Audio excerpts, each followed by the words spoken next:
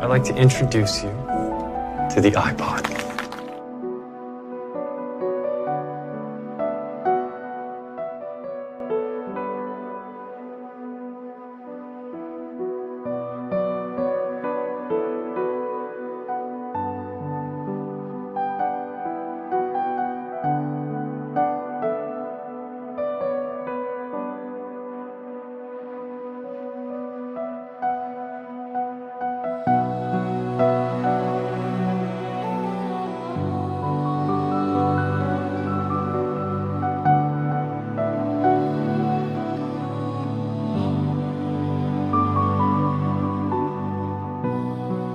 Langsung saja kita mulai filmnya. Di awal film diceritakan bahwa Steve Jobs adalah anak kuliahan yang mendapat beasiswa karena kepintarannya. Dia bisa dibilang cukup terkenal di mata para dosen karena kejeniusannya. Tapi sayangnya, Steve Jobs ini adalah anak yang suka banget kebebasan dan nggak mau diatur nih guys. Steve Jobs ini jarang banget mandi loh.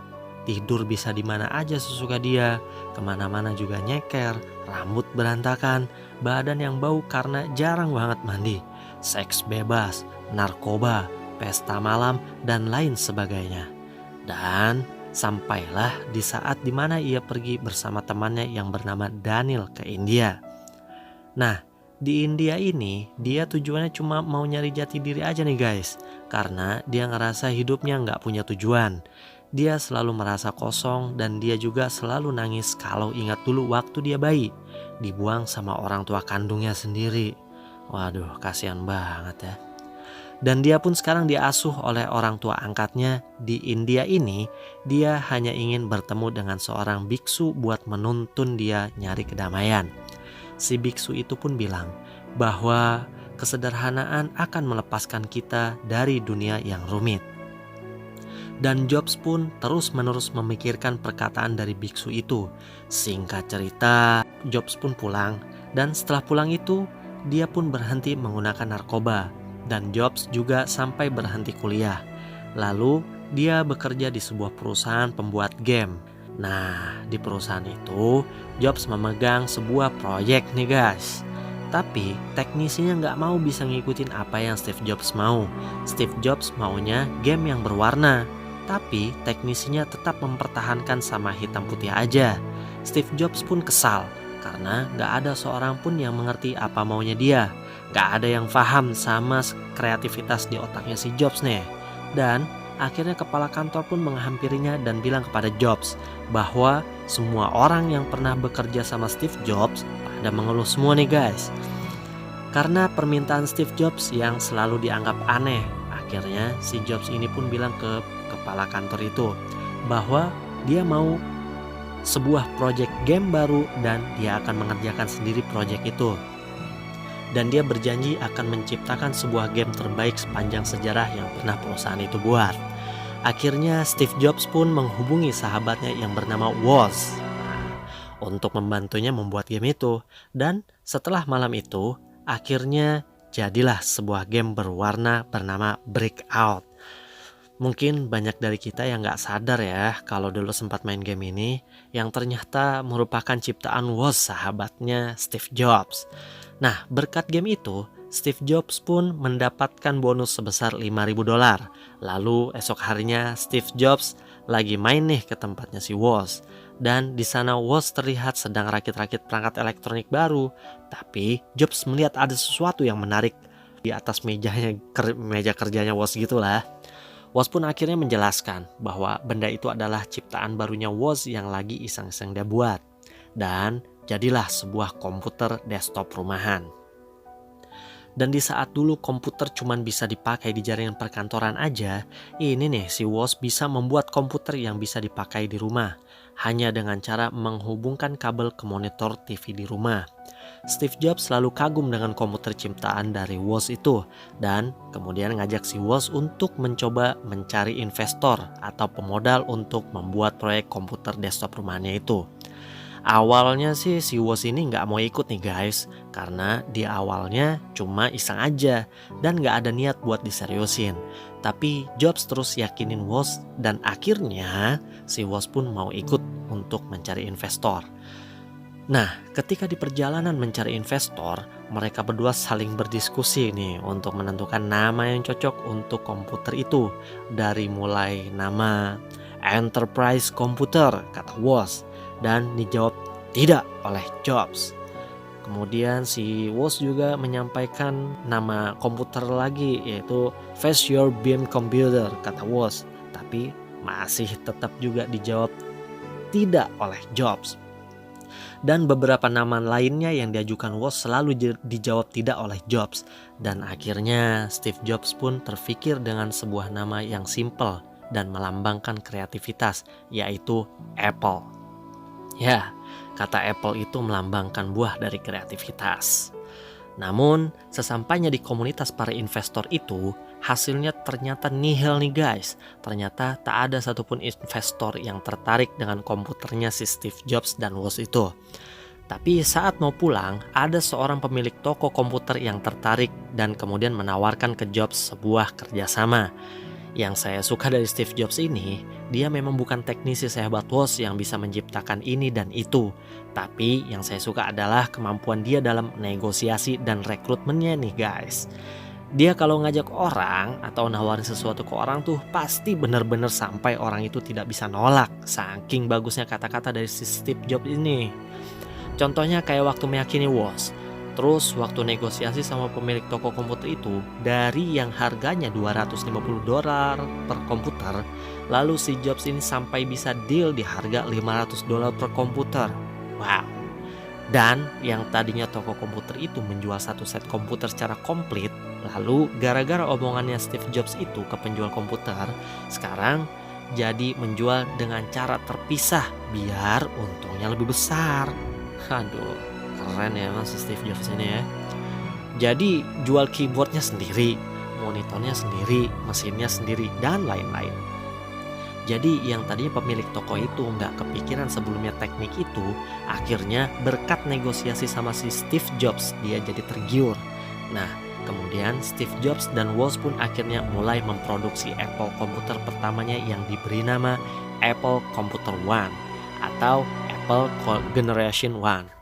Nah, Apple komputer generasi pertama itu mereka buat di garasi rumahnya nih. Jadi dia itu minta tempat sama orang tuanya, kemudian orang tuanya memberikan sebuah garasi nih guys. Lalu untuk membantu pekerjaan mereka, Steve Jobs merekrut 3 orang yang bernama Bill, Chris, dan sahabatnya sendiri yang sebelumnya mengajak dia ke India, yaitu si Daniel. Dan setelah Apple komputer pertama mereka jadi dan sukses terjual ke toko komputer itu sebanyak 100 unit yang masing-masing unitnya seharga $500, maka mereka pun memulai proyek baru, yaitu untuk membuat Apple komputer generasi 2 atau Apple Computer 2. Dan di proyek baru itu Steve Jobs merekrut seorang teknisi baru bernama Hal. Dia ditugaskan untuk mendesain tata letak komponen-komponen di komputernya itu. Di sini saya baru tahu, ternyata dulu kipas angin komputer itu semua posisinya ada di luar loh guys. Dan kipasnya itu suaranya berisik banget.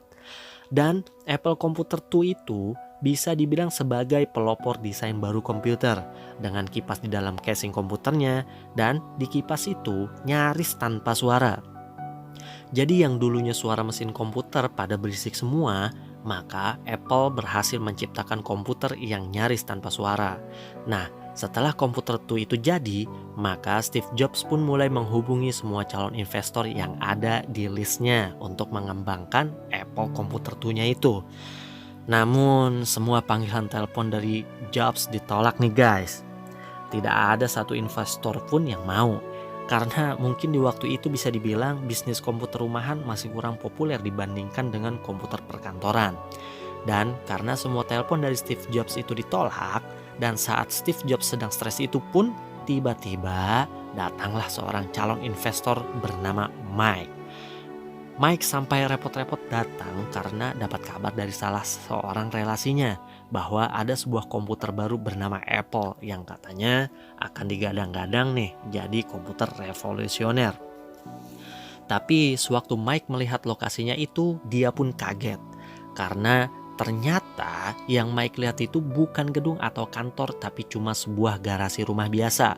Awalnya si Mike itu pesimis, tapi karena si Steve Jobs ini jago banget cara ngomongnya, dan akhirnya si Mike pun setuju dan tergiur untuk invest sebesar $300.000 untuk Apple Computer 2 itu nih guys.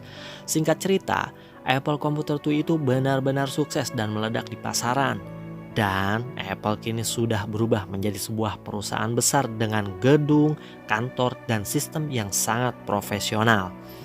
Nah, semenjak di sini Apple berubah menjadi perusahaan terbuka nih guys, yang artinya Apple ini menjadi perusahaan milik bersama atau terbuka, yang artinya bergantung pada kepemilikan saham. Nah, walaupun si Steve Jobs ini tetap CEO-nya dan pemegang saham terbesar, tapi di dalam perusahaan Apple itu juga terdapat yang namanya anggota dewan. Nah, anggota dewan itulah yang akan mewakili para pemegang saham dan akan selalu mengawasi setiap gerak-gerik Steve Jobs, dan ketua dari anggota dewan itu bernama Arthur. Nah, di sini nih, Jobs dan Arthur ini akan sering banget terlibat percekcokan dan selisih paham. Oke, singkat ceritanya, saat sukses itu pun tiba, Steve Jobs pun jadi berubah nih guys, dari sikap, sifat, dan lain sebagainya. Dia sudah tidak punya waktu lagi buat sekedar menyapa temannya sendiri, yaitu si Woz, Bill, Chris, Daniel, dan Holt yang di awal merintis Apple bareng-bareng sama dia. Steve bahkan tidak memberikan hak saham Apple sepeser pun untuk Bill, Daniel, dan Chris, serta menganggap bahwa sekarang Apple sudah punya banyak teknisi lain yang lebih hebat dari mereka semua. Steve pun juga kalau sedang marah sekarang jadi gampang banget nih untuk memecat karyawannya. Waduh, sumbu pendek ya. Sampai puncaknya, saat pacarnya Steve mengaku hamil dan mengandung anaknya Steve pun gak percaya dan gak mau bertanggung jawab sama sekali. Dan justru malah mengusir pacarnya itu. Dia gak mau ngakuin kalau itu adalah anaknya. Mungkin di sini tuh Steve Jobs masih trauma ya, karena dulu dia juga tidak diakui sebagai anak sama orang tua kandungnya. Tapi tanpa sadar si Steve ini justru melakukan hal yang sama terhadap anak kandungnya sendiri. Pokoknya si Steve ini sekarang udah benar-benar berubah nih guys semenjak sukses ini. Singkat cerita, kesuksesan Apple ini terus-menerus naik tajam. Bahkan dalam 1 jam aja, saham Apple laku terjual sampai 4,6 juta lembar. Wow, menakjubkan. Tapi saat Steve Jobs sedang memimpin sebuah proyek bernama Lisa Computer, Arthur dan para anggota dewan pun membuat kebijakan bahwa Steve akan dikeluarkan dari proyek Lisa Computer itu. Karena para anggota dewan menilai bahwa Steve sangatlah boros dan selalu ingin menciptakan hal yang aneh-aneh. Walaupun sebelumnya hasil ciptaan Steve Jobs itu berhasil dan sukses. Tapi para dewan menganggap bahwa budget yang Steve pakai untuk komputer Lisa itu sudah terlalu boros. Lalu saat mendengar keputusan para dewan yang mengeluarkan Steve dari proyek komputer Lisa itu, Steve pun kaget dan marah. Tapi akhirnya mau tidak mau dia pun harus menerima keputusan itu. Oh ya guys, di sini si Steve Jobs ini masih tetap owner Apple-nya ya. Lebih tepatnya posisi Steve ini adalah pimpinan direksi dan pemegang saham terbesar Apple. Cuma semenjak dia nggak megang proyek komputer Lisa itu, dia pun jadi nggak punya proyek khusus yang dipakai sendiri dan jadinya dia pun milih libur atau cuti. Ngabisin waktu di rumah itu, Steve jadi merenungi semua kesalahan dan kesombongannya saat di kantor nih guys. Steve juga mulai membaca surat dari anaknya yang sebelumnya dia nggak pernah mau akuin kalau itu adalah anaknya sendiri yang bernama Lisa. Mungkin nama proyek komputer Lisa itu pun diambil dari nama anaknya si Steve Jobs sendiri ini mungkin ya. Dan mulai dari situ si Steve pun perlahan mulai mencoba berubah ke arah yang lebih baik.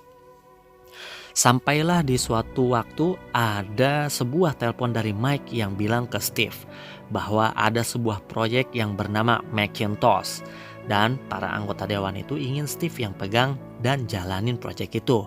Akhirnya Steve Jobs pun kembali lagi ke kantor dan mulai menjalankan tugasnya dengan sikap yang berbeda dari sebelumnya. Dia jadi lebih sederhana, humble, tapi tetap memiliki visi dan kreativitas yang tak pernah pudar. Di proyek Macintosh itu, Steve Jobs mulai dengan merekrut orang-orang pilihannya, yang sebagian besar adalah temannya sendiri yang dulu di awal merintis Apple bareng-bareng. kayak si Chris, Bill, Holt, dan tentunya Woz, yaitu sahabat sejatinya si Steve nih. Akhirnya setelah semua itu, jadilah sebuah komputer revolusioner bernama Macintosh. Lalu, untuk mensukseskan penjualan Macintosh itu, Steve pun merekrut John Sculley, yaitu presiden di perusahaan minuman bersoda bernama Pepsi, agar mau bergabung dan menjadi CEO di Apple. Awalnya semua ragu apakah si John Sculley ini mau pindah dari Pepsi, karena saat ini John Sculley itu di Pepsi dia sangat sukses sampai mendapat gelar marketing yang jenius. Tapi ada satu kalimat dari Steve Jobs ini nih yang berhasil membuat Sculley ini berubah pikiran dan menerima tawaran dari Steve Jobs, yaitu, apa kamu ingin seumur hidupmu menjual minuman soda atau ikut denganku dan mengubah dunia? Nah, singkat cerita, Macintosh pun berhasil di-launching untuk pertama kalinya. Dan saat itu semua orang di perusahaan sangat berharap besar dengan produk revolusioner baru itu. Tapi ternyata nggak ada sesuai yang diharapkan nih guys. Saat peluncuran Macintosh itu, penjualannya nggak memenuhi target. Bahkan bisa dibilang nggak terlalu laku. Setelah diteliti, ternyata penyebabnya ada beberapa faktor. Faktor yang pertama, yaitu karena si John Sculley diam-diam menaikkan harga jual Macintosh tanpa sepengetahuannya si Steve. Di situ Steve pun marah besar karena harganya yang terlalu tinggi dan bakalan menyiksa pembeli. Lalu faktor yang kedua yaitu ternyata Bill Gates dengan Microsoft-nya juga baru aja nge-launching software yang ternyata softwarenya itu sama persis nih guys sama Macintosh-nya Apple itu. Dan saat tahu bahwa Microsoft udah nyuri ide dari Apple itu, si Steve pun marah besar dan menelpon Bill Gates.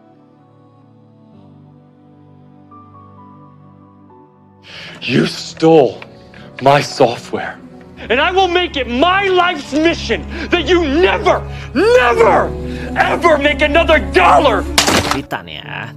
Setelah semua kejadian itu, Steve pun mendapatkan kritikan tajam dari para dewan karena proyek Macintosh-nya itu telah gagal. Dan sampailah di suatu malam, di saat sedang berusaha keras memikirkan jalan keluar untuk Macintosh itu, tiba-tiba sahabatnya yaitu Woz pun datang. Woz yang sudah merintis Apple bersama dengan Steve dari awal itu menemuinya malam itu hanya untuk mengatakan pada Steve bahwa dia berhenti dan keluar dari Apple. Woz pun menjelaskan alasannya keluar dari Apple itu karena dia udah nggak lagi menikmati pekerjaan lagi di Apple. Dulu Woz dan Steve saat masih muda sama-sama merintis Apple dengan penuh semangat dan kegembiraan karena merasa bahwa semua yang dikerjakannya di masa itu adalah sesuatu yang seru dan keren. Tapi saat ini Apple sudah berubah, atau lebih tepatnya Steve sudah berubah. Steve sudah nggak pernah libatin si Woz lagi. Bahkan Steve hampir udah nggak pernah ngobrol atau bahkan sekedar menyapa si Woz lagi. Steve cuma sibuk sama dunianya sendiri, cuma mikirin produk aja tanpa mempertimbangkan manusianya. Akhirnya Woz dan Steve pun malam itu pun berpisah. Lalu beberapa waktu setelah kegagalan Steve di proyek Macintosh itu dan membuat kerugian terbesar Apple sepanjang sejarah pun, akhirnya John Sculley bersama dengan para dewan pun memutuskan untuk menendang Steve keluar dari Apple. Saat mendengar itu, Steve pun merasa sangat kecewa karena dia nggak pernah nyangka nih ya bahwa John Sculley yaitu orang yang dia rekrut sendiri itu ternyata bakalan nusuk dia dari belakang. Lalu sampailah di saat voting pengambilan suara pada dewan untuk memutuskan memilih antara John Sculley dan Steve Jobs yang akan menjalankan Apple. Maka seluruh dewan pun memberikan hak suaranya untuk John Sculley. Dan tak ada satupun yang mendukung Steve sama sekali. Bahkan si Mike pun, orang yang bareng-bareng merintis Apple bareng Steve dari awal pun lebih memilih John Sculley. Akhirnya Steve pun resmi ditendang keluar dari perusahaan yang dia bangun sendiri. Semenjak saat itu waktu pun terus berlalu. Steve kini diperlihatkan memulai kehidupan barunya bersama dengan anak-anak dan istrinya, dan dia juga membangun perusahaan komputer baru bernama Next.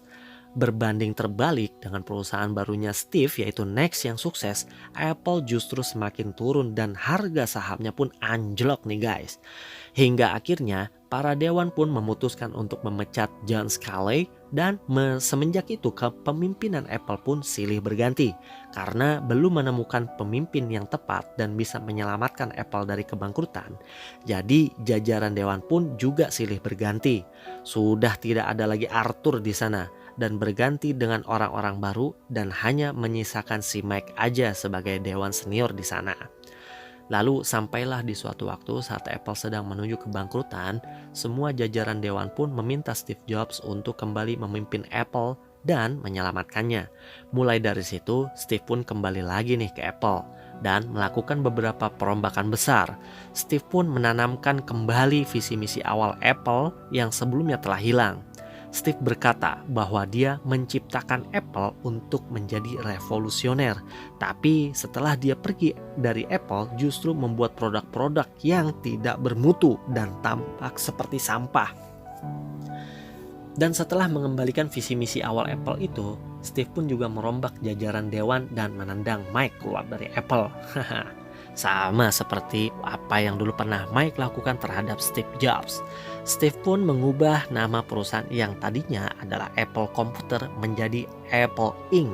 atau Apple Incorporation yang tadinya hanya fokus pada inovasi komputer saja. Sekarang menjadi fokus ke semua jenis teknologi seperti handphone, smartphone, pemutar musik, dan yang lain sebagainya. Dan di akhir film pun diperlihatkan bahwa Steve yang sedang melakukan siaran radio, lalu siaran radio itu dia pun mengatakan bahwa Apple adalah kumpulan orang-orang yang awalnya dianggap gila oleh masyarakat, namun ternyata bisa mengubah dunia.